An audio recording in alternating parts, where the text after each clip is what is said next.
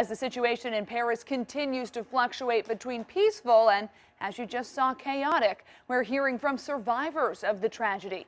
10 on your side's Brandi Cummings continues our coverage at Norfolk International Airport, where an Outer Banks family is back together after a much-anticipated flight. Brandi? Well, you know, Deanna, we can sum up how they feel in just 4 words: happy to be home.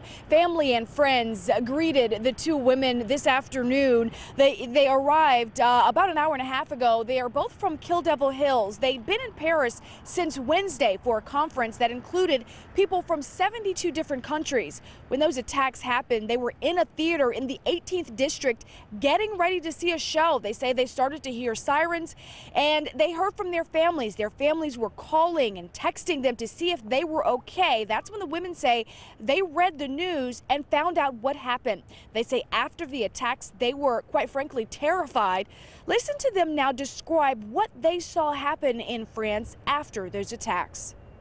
But that night, there was nobody on the streets, really. We walked home, or ran home, got to our little flat and stayed in. And the next morning, we went out for food and coffee and stuff. And again, it was business as normal.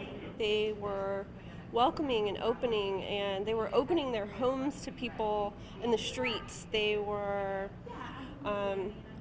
just not going to let this defeat them.